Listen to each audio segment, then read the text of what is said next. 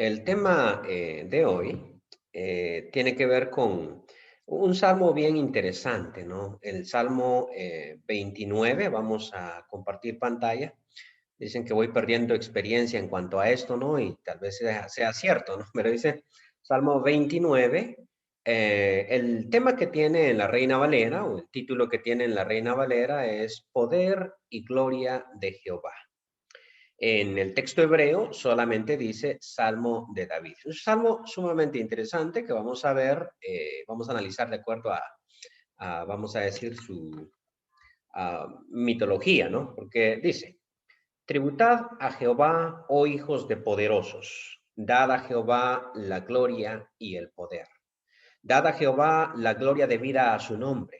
Adorad a Jehová en la hermosura de su santidad. Voz de Jehová sobre las aguas. Truena el Dios de gloria. Jehová sobre las muchas aguas. Voz de Jehová con potencia. Voz de Jehová con gloria.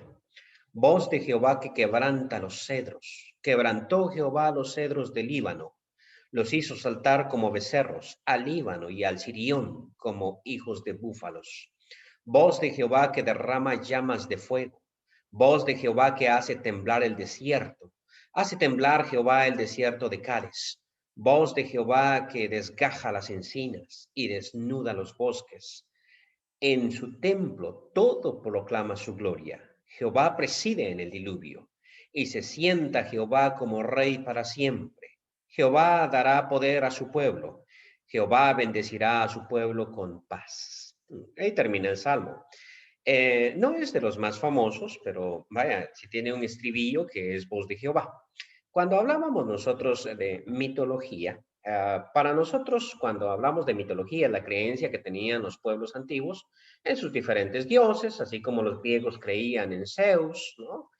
Los mayas en Hunahpu, en Xbalanqué, los egipcios en Ra y todo eso, pues para nosotros eso es puro cuento, ¿no? Esos son mitos, decimos, son historias ficticias. Sin embargo, tenemos que considerar que para la gente de aquella época eso era cierto, o sea, eso era verdad.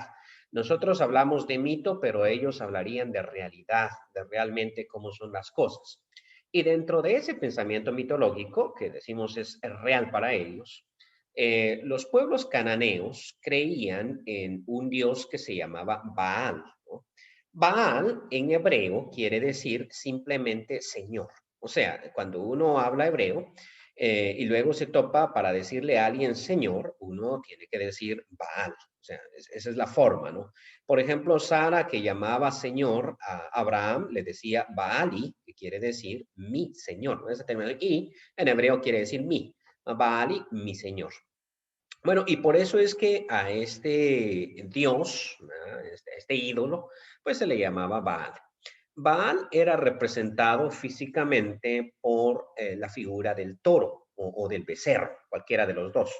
Y por eso es precisamente que este becerro que Israel hizo en el desierto se compara y era tan odioso para Dios, ¿no? La figura del becerro. Se decía que Baal era el dios del trueno, el dios de la tormenta, el dios de la lluvia. Y por eso cuando había unas grandes tormentas, imaginemos los rayos cayendo, entonces los pueblos decían, es Baal que viene, ¿no? Es Baal quien se acerca. Y el dios de la lluvia y por lo tanto el dios de la fertilidad. Por eso es que nosotros entendemos en ese contexto lo que Elías hizo en el Monte Carmelo, si recordamos. Porque Elías, un poco antes, ¿no? Le dice a Acab, vive Jehová que no lloverá hasta que yo lo diga. O sea, si no es por mi palabra, aquí no va a llover. Uno se pregunta, ¿por qué no hizo otra cosa? ¿Por qué no otro tipo de milagro? ¿No? ¿Por qué no parar, abrir el río Jordán o retroceder el sol? Esto tenía que ver con Baal, porque Baal era el dios de la lluvia, de la tormenta. Entonces hay un reto directo a lo que ellos creen. Con que Baal es el dios de la lluvia. Pues sí, ¿no? Elías, que es profeta de Jehová, dice que no va a llover sino por su palabra. Por eso es que no le hicieron nada. O sea, lo dejaron que se fuera. Porque dijeron, cuento, si aquí Baal es el que hace llover. Y no, 3 años de sequía. Eso fue grave, ¿no? Y pues no va a llover hasta que él lo diga. Y como es el Dios del trueno, entonces el reto a los profetas de Baal es el mismo, ¿verdad? Que hagan su sacrificio, pónganle todo, pero no le pongan fuego, porque si Baal es Dios, entonces, y si es el Dios del trueno, pues le va a caer el trueno, ¿no? Le va a caer el rayo y va a quemar el sacrificio. Todo eso tiene que ver con lo que ellos creían sobre Baal. Muy bien. Entonces, el salmo es semejante, o sea, el salmo está contrastando la creencia que los cananeos tenían sobre Baal, cuya adoración en el tiempo bíblico está centrado en la ciudad de Tiro, las ciudades de Tiro y Sidón. Uh, para quienes, bueno, en la Biblia aparecen como Tiro y Sidón, ¿no? Eso es lo que hoy en día es el Líbano y en aquel tiempo era Fenicia. De ahí venía Jezabel, que era la principal promotora de la adoración a Baal, y por eso el Líbano va a aparecer precisamente en este salmo. Y el salmo dice, tributad a Jehová. O sea, hay que darle tributo al Señor. Oh hijos de los poderosos, o sea, ustedes ríndanle tributo al Señor. Dad a Jehová la gloria y el poder. Bueno, no es que Dios no tenga gloria, Dios tiene gloria. La gloria pertenece a Él y el poder también le pertenece. Pero lo que el Salmo está implicando es que uno debe reconocer esa gloria. O sea, glorificar al Señor es reconocer la gloria que Él tiene o el poder que Él tiene. Interesante el versículo 2, dad a Jehová la gloria debida a su nombre. Bueno, cuando nosotros nos ponemos a pensar en esa idea del nombre, qué significa el nombre, ¿no? Hay toda una teología del nombre en el Antiguo Testamento porque Dios generalmente defiende y protege su nombre como su honor, ¿no? Y en este caso dice, mira, tienes que darle una gloria al Señor, pero no cualquier tipo de gloria, sino la gloria que es adecuada a su nombre, o sea, la gloria que es adecuada a quién es Él, a quién estamos nosotros adorando. Entonces, esto es importante porque nosotros, como vivimos en una época, ¿no? En que la religión es parte de la vida, como ir al fútbol, como cualquier otra cosa, entonces ya no tenemos la idea de glorificar a Dios por lo que Él es, ¿no? Adorar a Jehová en la hermosura de su santidad. O sea, esta es la idea que se presenta. Bueno, de hecho, la santidad de Dios es un concepto bíblico, no es un concepto que aparezca en el mundo antiguo. ¿A qué nos referimos con eso? Bueno, los diferentes dioses que había en el mundo antiguo eran poderosos, dioses de la lluvia, del sol y de todo lo demás, pero no hay uno de ellos que aparezca como santo. O sea, la palabra santo, kadosh en hebreo. ¿Qué quiere decir? Quiere decir literalmente apartado. O sea, cuando nosotros decimos que Dios es santo, nosotros lo que estamos diciendo es que Dios es, voy a utilizar la expresión mexicana, otro rollo. Estamos diciendo que no pertenece a esta creación, sino que es otro, completamente otro, separado totalmente del mundo, la creación, sea buena o mala. O sea, Dios es otro. Y a partir de allí, de ese concepto de la santidad de Dios, es que nosotros no podemos adjudicarle a Él, por ejemplo, género. Nosotros estamos acostumbrados a pensar en Dios como padre, como varón, ¿no? Pero realmente Él está más allá de esa distinción, o sea, está más allá de la diferencia entre varón y mujer. Nosotros estamos acostumbrados a pensar en Dios como ser humano, pero Dios está más allá de eso, o sea, no se puede concebir. Y a partir de allí es que venía la prohibición en la Biblia de hacer imagen. O sea, la idea de hacer imagen es, bueno, o sea, Isaías dice, ¿a qué me haréis semejante? O sea, ¿qué tipo de imagen van a hacer ustedes para representarme a mí? ¿No? ¿Por qué no se puede hacer imagen de Dios? Bueno, porque Dios es santo, o sea, es distinto a todo lo que nosotros conozcamos o concibamos.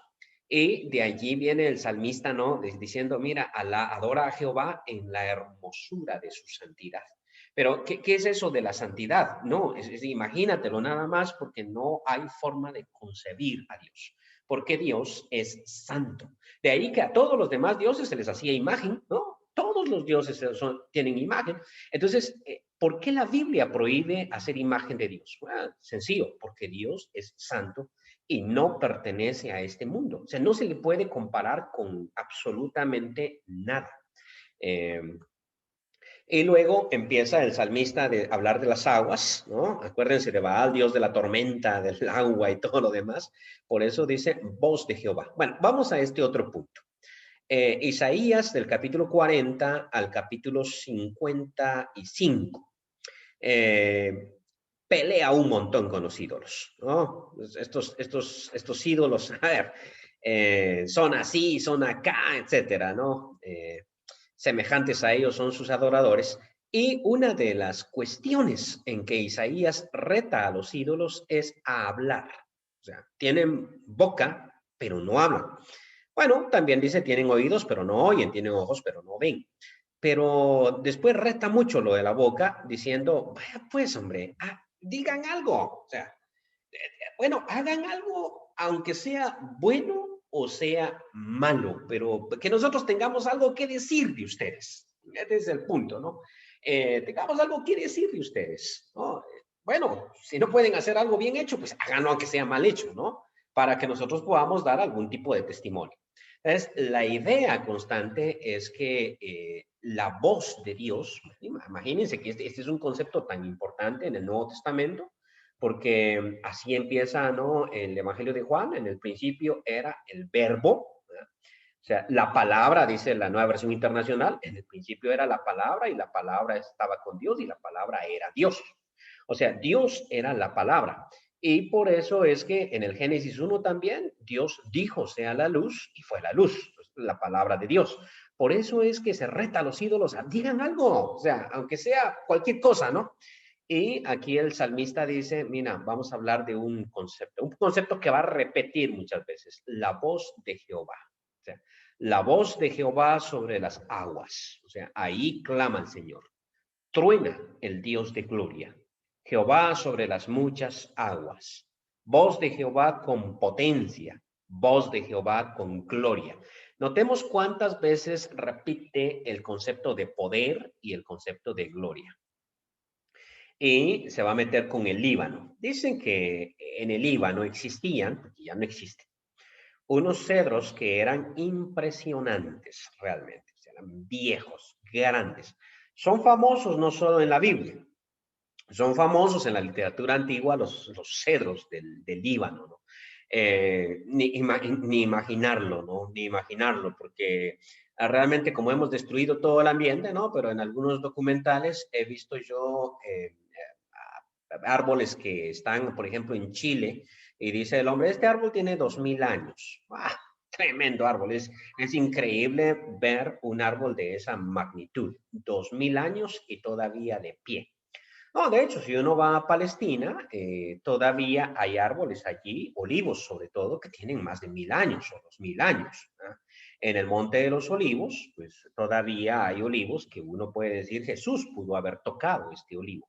Pero eso es porque los olivos dan olivas, entonces es una ganancia, nadie bota un olivo, ¿sí? Nadie hace esa tontera, ¿no? Pero en el caso de los cedros, los desaparecieron, pero eran magníficos. Y recordemos que en esos cedros hay adoración a Baal en los cedros. Claro que sí. Es que los cedros y las encinas eran árboles muy frondosos. Y curiosamente, al pie de esos árboles se hacían altares tanto a Baal como a Astarte en las encinas y en los cedros. Por eso es interesante también que el Señor se le aparece a Abraham allá en el libro del Génesis, en el encinar de Mamre. O sea, ahí está Abraham precisamente cuando Dios se le aparece. Porque eran encinar, curiosamente, era un lugar donde probablemente había este tipo de adoración falsa, ¿no? Voz de Jehová que quebranta los cedros.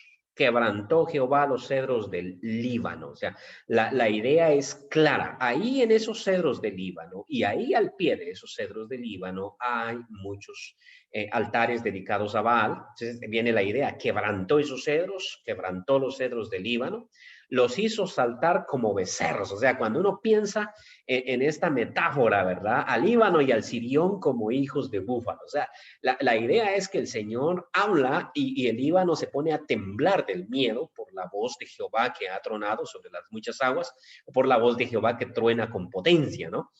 Eh, sí, al Señor le gustaba asustar de cuando en cuando. Esto es sumamente interesante allá cuando Moisés se acerca al monte, ¿no?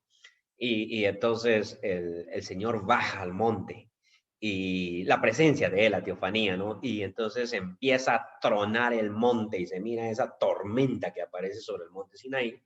Y el pueblo de Israel se espanta, ¿no? Se espanta porque Moisés se acerca. Y entonces el Señor habla con Moisés, pero el pueblo escucha un tronido fuerte. Y luego el Señor, eso es en el capítulo 19, en el capítulo 20, el Señor pronuncia los 10 mandamientos. Esos 10 mandamientos no los comunicó Moisés, esos los escuchó el pueblo de voz de Dios, o sea, directamente. En el mismo capítulo 20, el pueblo le dice a Moisés, Moisés, no, o sea, quedémonos con 10 mandamientos nada más. Mira, de aquí en adelante, que el Señor hable contigo y tú nos pasas los mandamientos, que nosotros los vamos a cumplir. ¿Ah? Nosotros los cumplimos, no te preocupes, pero no nos hable Dios nuevamente, porque su voz era potente, ¿no? En ese contexto. Y el autor de los Hebreos relata que Moisés dijo, estoy temblando. O sea, el mismo Moisés tiembla a la hora de acercarse a ese monte. Pues lo curioso es que en el mismo conflicto, ¿no? De Baal, el dios de la tormenta, del rayo, del trueno, del terremoto, de todo eso, ¿no? Elías sube al monte Oreb también, sube al monte Oreb y se pone a la entrada de la cueva, porque el Señor le dijo que se parara ahí, y delante de él venía un viento fuerte, el viento de la tormenta, y Elías se queda, pero sin moverse, porque dice, el Señor no iba allí, ¿no? El Señor no estaba en ese viento, ni en el fuego que pasó, ni en el terremoto que pasaron esas tres cosas que eran los representativos de Baal, y ahí no aparece el Señor, o sea, ahí no está la presencia de Dios, sino está en un silbido apacible y delicado. O sea, esto es interesante, ¿sí? Porque uno dice, mira, como cuando uno se va con la pinta, podríamos decir, uno se va con la pinta, ¿no? Si hubiera estado parado allí, ¿cómo se llama en ese monte, hubiera estado parado ahí en vez de Elías, o a la par de Elías, o en la otra esquina, ahí, ¿no? Es uno de vago que anda por ahí a veces, ¿no? Subiendo los montes y se aparece la manifestación del fuego. No, pues yo caigo de rodillas y digo, aquí está el Señor, ¿no? O el viento, el terremoto, porque el viento quebraba las peñas, ¿no? De la potencia. Pero Elías ni se mueve porque Elías conoce a Dios. O sea, Elías es alguien que ha estado ante la presencia de Dios y sabe dónde está Dios y sabe también dónde no está Dios. Y allí no estaba Dios. En esas situaciones no estaba Dios. Cuando llega el silbido apacible y delicado, entonces él se postra, ¿no? Y cubre su rostro porque tuvo miedo de ver a Dios, porque supo que ahí estaba Dios. Bueno, no es que cuando uno escuche un silbido apacible y delicado, ahí anda Dios, pero lo que implica todo eso es que la gente se confunde, la gente no entiende muchas veces, ¿no? Vamos a ver un pasaje final, por ejemplo. Los israelitas le ponían mucha atención al templo. El templo de Salomón, que es el que está aquí en contexto, era bellísimo realmente, bonito, bonito. Y ellos dedicaban, pero óyeme, trabajo a hacer un edificio. Y valga la aclaración, el templo no era centro de reunión, o sea, no se hacían cultos ahí, pues, para decirlo de otra manera. No decían, vamos a empezar el culto a las 9 de la mañana y todos al templo. No, el templo era un lugar donde se hacían sacrificios y donde la gente entraba, salía como un centro de mercado, podríamos decir nosotros. Llegaba a hacer sus sacrificios y se iba. Pero el templo era tan bello y uno de estos pasajes dice, en su templo todo proclama su gloria. Esto es bien interesante porque nosotros tenemos una tradición diferente, ¿sí? Para nosotros, por ejemplo, el templo de Dios es la iglesia. La iglesia como cuerpo, como congregación, es el templo del Espíritu Santo. Y el lugar donde nosotros nos reunimos, pues es simplemente un edificio, una capilla, un lugar de reunión. Y entonces los fabricamos para que sean útiles para eso, para que se centren en eso. Los israelitas hubieran dicho, tú para eso no vas a hacer una capilla común y corriente. No, no, no, no. Eso hay que hacerlo bien hecho. ¿Pero por qué? Bueno, porque toda esa capilla, dirían ellos, ese centro, ese templo, tiene que proclamar la gloria de Dios. Bueno, creo yo que los israelitas estaban equivocados, ¿no? Que Dios no habita en un templo hecho de piedra. Muy bien. Pero luego cuando pensamos en la iglesia como el templo del Espíritu Santo, como el templo de Dios, tenemos que hacernos la pregunta de si ese templo, esa iglesia, proclama realmente la gloria de Dios, ¿no? Esto es bien interesante, ¿no? Porque muchas veces se dice, mira, la iglesia es como cualquier cosa, es un hospital de almas, ahí hay gente imperfecta. Oye, espérate, tienen razón en ese concepto, pero en otro sentido, la iglesia tiene que proclamar la gloria de Dios, o sea, la presencia de la gloria de Dios. Cuando yo hablo con los muchachos aquí en Baxter, aunque a veces no se les queda mucho, les digo, cuando ustedes predican, ¿qué tipo de ropa usan? Porque esa ropa tiene que proclamar la gloria de Dios. O sea, ¿ante qué situación están ustedes? ¿O qué tipo de trabajo están ustedes haciendo? ¿No? Porque cuando yo soy un médico, obviamente uso una ropa blanca, pulcra. No voy a usar una ropa percudida porque eso identifica qué clase de médico soy. O sea, cuando yo visito a un médico y sale con la bata toda percudida, digo, oigan, este médico es peligroso, ¿no?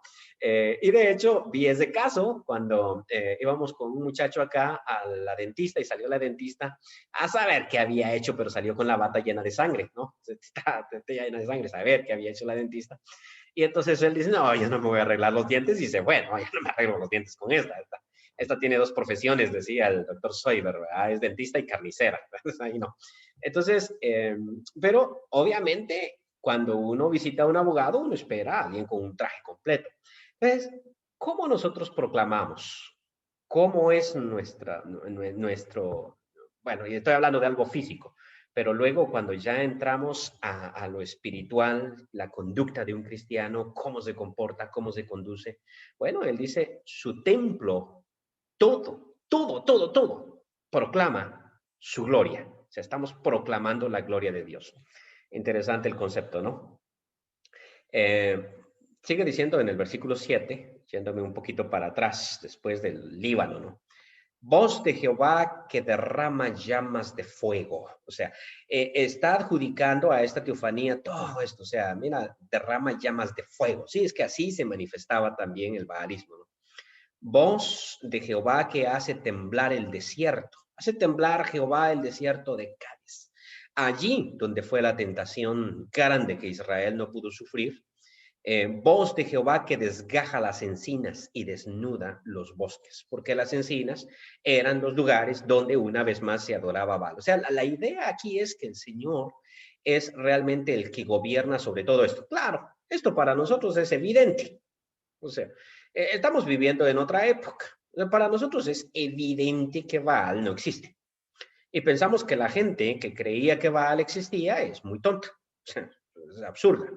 Estos sí eran partida de babosos, dicen, porque eso no existía, ¿no? Ok. Sin embargo, cuando se escribe el Salmo, para toda esa gente, Baal existe. Y por eso es que el Salmo presenta toda esta idea del Señor clamando sobre la tormenta, sobre el agua, e incluso el Señor preside, dice el último versículo, el 10, el Señor preside en el diluvio. O sea, pensemos en la tormenta más grande que pudo haber habido. Bueno, ese es el diluvio, donde llovió 40 días y 40 noches. Jehová preside en el diluvio y se sienta como rey para siempre. Sin embargo, vamos a este punto. Nosotros ya no creemos en Baal. Ya no creemos en Baal. Es una tontera. Eso quiere decir que debemos borrar casi la mitad de esta clase. Bueno, más o menos, así, porque no creemos en Baal. ¿Por qué Israel creía tanto en Baal? ¿Por qué era tan importante Baal para ellos? Bueno, ellos cometían el error de creer, digo, en los especialistas, como creen mucho católico, ¿verdad? Porque los católicos tienen diferentes santos y cada santo es especialista en algo. O sea, ahí está, por ejemplo, San Antonio, que es especialista en conseguir pareja, ¿no? Si no, pregúntenle a Silvita, ¿no? ¿Cuántos San Antonios tiene? especialista en conseguir pareja, el San Antonio. Pensamos en la Virgencita de Guadalupe, que es especialista en X o Y cosas. Santiago de Compostela, especialista en la guerra. Entonces, ese es el pensamiento idolátrico. Nuestro Señor no es especialista. ¿Cuál especialista? O sea, el Señor es todo, ¿eh? Y entonces el mundo antiguo también, dentro de sus diferentes dioses, tenía especialistas y allí era donde confundía al Señor. Hay un momento en que los sirios vienen a atacar a Israel y aunque reina un rey terriblemente malo, Acab, Israel, el Señor le dice, te voy a dar la victoria. Vienen los sirios, atacan a Israel ahí en los altos del Golán, ¿no? Y los israelitas los vencen y se van los sirios, ¿no? Nos derrotaron. Allá en su consejo, dicen los sirios, ay, mira, dice, es que lo que pasa es que esos dioses, ellos no tienen la idea de que Israel puede adorar un solo Dios. Esos dioses israelitas son buenos en la montaña, pero si los agarramos en la planicie, ahí se va a ver quién es quién, ¿no? Porque esos dioses son buenos para la montaña, pero aquí no. El señor se pega la enojada y dice, y esta partida de babosos que piensan que yo soy especialista, ¿especialista en qué? O sea, soy especialista en montaña, pues para que vean, los voy a agarrar también en la planicie, ¿no? Especialistas. Israel consideraba que Jehová era especialista en guerra, pero la guerra la libraban allá de cuando en cuando. Y el que era especialista en la producción, en el grano, en la comida, será Baal, porque era el dios de la lluvia, de la tormenta, ¿no? El que traía la lluvia. Entonces, cuando ellos tenían sequía, pues le rogaban a Baal. Y cuando tenían a los enemigos encima, pues entonces le rogaban al Señor. Por eso es que ellos se entregaban a los ídolos y cuando les venían los enemigos, entonces dejaban a los ídolos y se volvían a Jehová porque decían Jehová es el especialista en estas cuestiones, ¿no? Y eso no se les salía de la mente y muchas veces uno no entiende realmente todo el drama, o sea, lo que Elías está haciendo, porque aquí ya no es un ejército enemigo que invade Israel, lo que Elías está haciendo es mostrándole al pueblo que el Señor es especialista en todo, o sea, que no hay nada imposible para él, y por eso dice, entrémosle a la sequía, pues ruéguenle a Baal, a ver qué les va a hacer Baal aquí. Ruéguenle, denle, duro, ¿no? Y ahí están aquí rogando y rogando y rogando 3 años y medio hasta que se dan cuenta todo Israel que hay que encontrar a Elías. O sea, hay que encontrar a Elías, ¿no? Y por eso lo buscan por todos lados, ¿no? Bueno, viene Elías, ¿no? Y lo reta finalmente. A ver, échenle pues. Que caiga fuego del cielo, ¿no? Porque en teoría, pues, Baal es el dios del fuego. Que caiga fuego del cielo. Y cuando ellos no lo logran, y Elías sí, después de la masacre de los profetas de Baal, viene Elías y hace una simple oración, ¿no? Señor, envía la lluvia. Y el Señor envía la lluvia. O sea, está demostrándole a Israel que el Señor es el Señor. Pero, ¿por qué ellos entonces adoraban a Baal? Bueno, porque necesitaban la lluvia, porque necesitaban el grano. Y esto es bien interesante porque esto no ha cambiado en nuestro mundo. O sea, no ha cambiado. El mundo se mueve por la economía, ¿no? Y eso es lo que importa realmente. Y nosotros le somos infieles al Señor, no con Baal, porque ya no nos tragamos el cuento del Dios de la tormenta, pero a veces le somos infieles al Señor por la situación de la economía. ¿Qué es lo cómo nos va a ir mejor? De hecho, por ejemplo, los Estados Unidos siempre vota a su presidente basado en el tema de la economía. A ellos no les importan muchas otras cosas, no les importa que esto, que el aborto, no les importa. A ellos les importa saber cuál es el que les va a dar una mejor economía. Ese es el rollo de ellos. Votan por la economía y a veces uno toma sus decisiones también por la economía, qué voy a hacer, dónde voy a vivir, qué tipo de idea voy a tener para mí mismo, qué tipo de moral voy a tener, cómo me voy a conducir, tiene mucho que ver con la economía y en ese sentido no nos parecemos mucho. No nos parecemos mucho a Israel. En ese sentido, no nos diferenciamos mucho de Israel, quise decir. Digamos nosotros que Israel adoraba a Baal, sí, pero no porque le encantara a Baal, sino porque quería la lluvia, y quería que creciera el grano. Lo que nos interesa es la comida, pero adoramos a Baal, ¿no? Y muchas veces nosotros decimos, bueno, a mí lo que me interesa es tener una buena mensualidad, a mí lo que me interesa es tener una casa, a mí lo que me interesa es tener un buen carro y a mí lo que me interesa es eso. Y entonces caemos en la mal llamada teología de la prosperidad y terminamos adorando a Baal moderno, terminamos haciendo eso. No, hay que adorar a Baal moderno porque lo que nosotros queremos es prosperidad. Y vean cómo esas iglesias crecen. Porque, bueno, estaba Elías contra 850 profetas, ¿no? 450 profetas de Baal y 400 de Astarte. Entonces, estaba ante una cantidad de profetas, ¿no? De esos falsos. Sí, había un montón, pero Elías estaba en lo correcto. Los demás adoraban a Baal. Aquí el versículo 11 es clave. El último. Jehová dará poder a su pueblo. O sea, Jehová bendecirá a su pueblo con paz. El término paz en hebreo, shalom, no se traduce muy bien por paz. Es un término que encierra otros matices. Vamos a ver. Para nosotros, paz es simplemente ausencia de conflicto. O sea, si no tenemos guerra, pues tenemos paz, sencillamente. Pero para los israelitas eso no era shalom, no era ausencia de conflicto, sino era prosperidad. ¿Por qué entonces no se traduce shalom como prosperidad? Porque el concepto nuestro de prosperidad tampoco es exactamente ese. Para nosotros prosperidad es tener dinero. Eso es lo que para nosotros es prosperidad, tener dinero, tener recursos. Pero para Israel eso no era. Se podía tener dinero y no tener shalom. Se podía no tener guerras y sin embargo no tener shalom. Entonces, ¿qué encerraba ese concepto? Ese concepto implicaba, tú vas a estar bien. ¿Y eso qué significa? No, vas a cultivar tu higuera y vas a comer de su fruto. O sea, vas a estar bajo tu higuera y vas a comer de su fruto. Porque terrible padecimiento es tener unos recursos y no poder disfrutarlos. O sea, eso sí es grave. Eso sí, eso sí es tremendo, ¿no? Tener uno los recursos, mira, que yo puedo comprar lo que a mí me da la gana, sí, pero no puedes comprar el sueño. Sale esa propaganda, ¿no? El dinero puede comprar la cama, pero no puede comprar el sueño, ¿no? El dinero puede comprar el sexo, dice, pero no puede comprar el amor.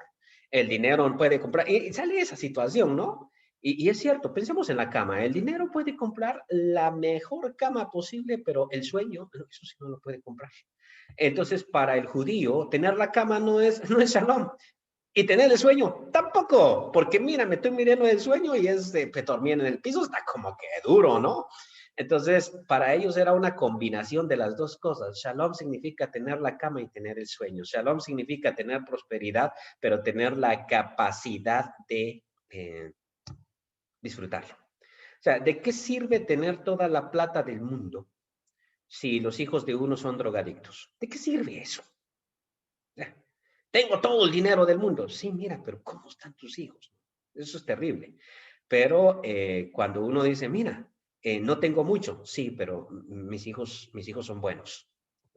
¿Son buenos en qué sentido? No, son buenos, son buenos. Bueno, tal vez la gente me los mira malos, pero yo los miro bien, también, ¿no? Porque a veces la gente tiene otros parámetros, o sea, tiene otros, a veces la gente dice, mira, este Selvin Monterroso es muy baboso. No soy baboso, no soy baboso, simplemente es que no me interesa lo que al mundo le interesa. O sea, estamos bien, y vamos bien, vamos por buen camino.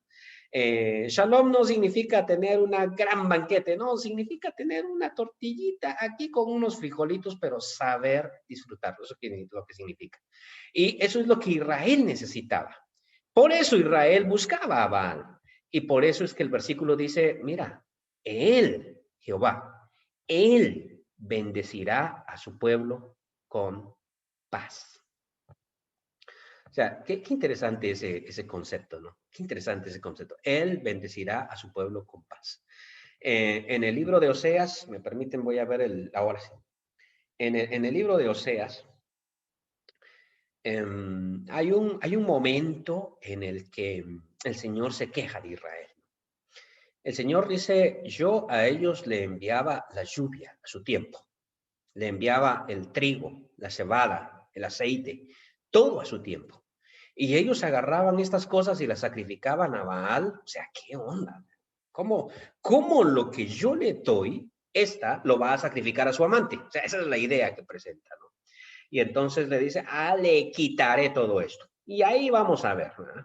Pero una vez que le quita todo eso, en Oseas capítulo 2, Gomer dice, regresaré a mi anterior marido porque mejor me iba entonces que ahora. ¡Ey, error! Porque la economía la está moviendo. O sea, ella no está regresando porque reconoce que el Señor es Señor, que el Señor es Dios y que debe ser alabado independientemente de cuál sea la situación, sino que ella se fue con los amantes porque dijo, estos me van a dar.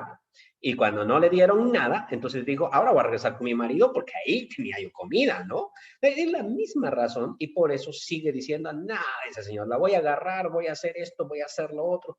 Pero el poema de Oseas capítulo 2, que desde no tiene ningún versículo de desperdicio realmente, el poema termina diciendo, cuando yo le haya hablado a su corazón, entonces le daré todo esto. Es bien interesante el concepto, ¿no? Porque el Señor es muy bondadoso. El Señor es muy bondadoso.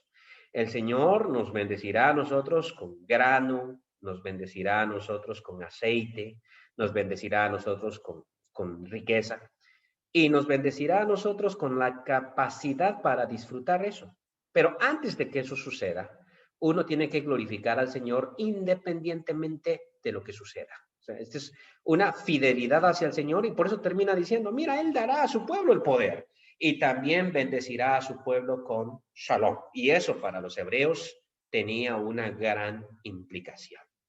Bien, que el Señor nos bendiga. Vamos a pedirle a Marlon que nos despida en oración.